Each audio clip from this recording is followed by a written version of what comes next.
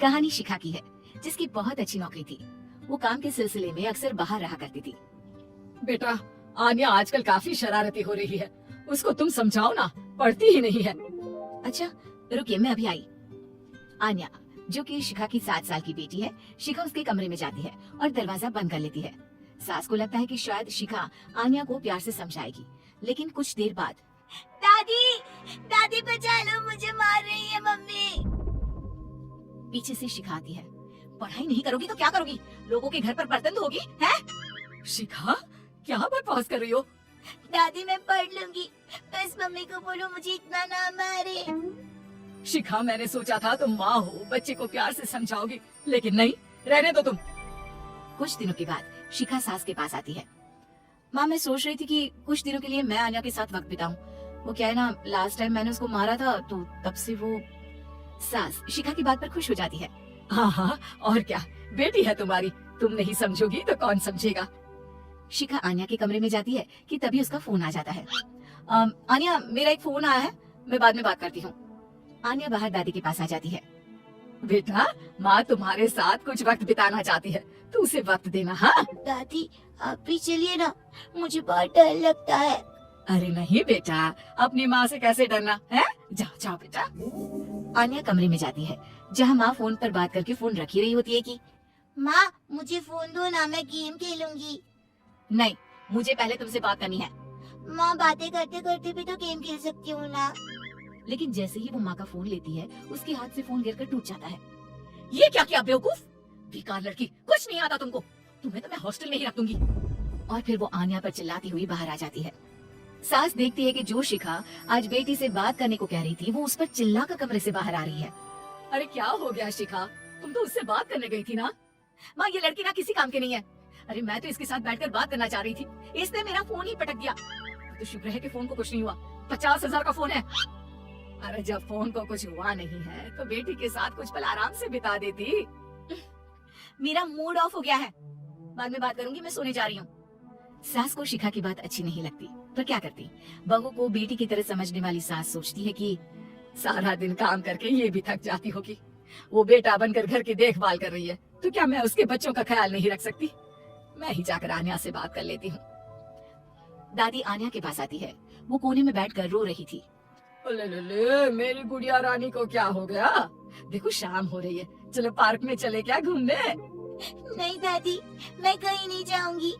मेरा चेहरा देखो कितना पीला पड़ रहा है, सब पूछेंगे क्या हो गया तो क्या कहूंगी। ये बात तो है। अरे कोई ना, मैं हूँ ना मेरी गुड़िया के पीछे से जवाब देने वाली। दादी और पोती पार्क में खेलने जाते हैं, जहाँ एक बच्चा कहता है, अरे आन्या क्या हो गया, क्यों रो रही थी? आन्या कुछ बोलती इससे पहले ही दादी कहती है, अरे आन्या ने रामायण देखी है ना, जिसमें रावण माता सीता का हरण करके उसे ले जाता है, बस वही देखकर रोने लगी मेरी गुड़िया। हरण क्या होता है आन्या की दादी? आन्या की दादी क्या होता है? दादी तो दादी होती है ना। वैसे हरण का मतलब होता है। फिर क्या, दादी सभी बच्चों को रामायण के किस्से सुनाने लगती है। सभी दादी को घेर लेते हैं। आन्या को अपनी दादी को देखकर काफी फख्र महसूस होता है। आज तो पार्क में मजा ही आ गया दादी। दादी आप मुझे छोड़कर कहीं मत जाना, वरना मम्मी तो मुझे। नहीं बेटा, ऑफिस के काम से मम्मी परेशान हो जाती है, और आपको तो पता है जिसे हम सबसे ज्यादा प्यार करते हैं, उसी से ज्यादा नाराज भी तो होते हैं ना। दादी पूरी कोशिश करती कि आन्या का कोमल मन माँ से प्यार करे। फिर एक रोज, अरे शिखा, वो क्या है ना, तुझे तो पता है मेरी अंग्रेजी थोड़ी कमजोर है, सोच रही थी आन्या की कोई ट्यूशन लगवा देते हैं। क्यों, क्या हो गया? वैसे तो मैं ही पढ़ा देती, पर अभी छोटी सी तो क्लास है, समझा दूंगी उसे मैं। देख शिखा, माँ पढ़ाए इससे अच्छा तो कुछ हो ही नहीं सकता, लेकिन तेरे पास वक्त की कमी है ना। नहीं माँ, मैं अभी फ्री हूँ, पढ़ा देती हूँ। शिखा आन्या के पास बैठ जाती है। क्या हो गया, आप मेरे पास कैसे, कुछ चाहिए क्या? अरे कुछ नहीं, इंग्लिश की बुक निकालो, मैं पढ़ाती हूँ। और बेटा मैं आपकी गलती हो तो ही डांटती हूँ ना। आन्या डर कर किताब निकालती है। अरे डर क्यों रही हो, हाँ? कोई भूत नहीं हूँ मैं। आन्या शिखा को पढ़ाने बैठती है।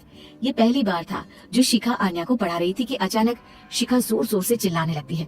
ये नहीं आता, इतना आसान है ये, दिमाग में तो गोबर भरा है, हमारे पूरे पैसे बर्बाद कर रही हो।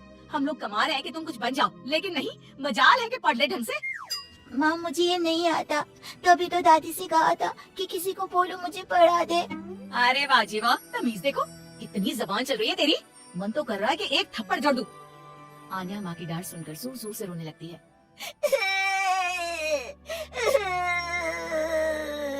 अरे अरे क्या हो गया, क्या हुआ शिखा? तुम क्यों उस मासूम बच्ची पर चिल्लाती रहती हो? अब बस बहुत हो गया तुम्हारा।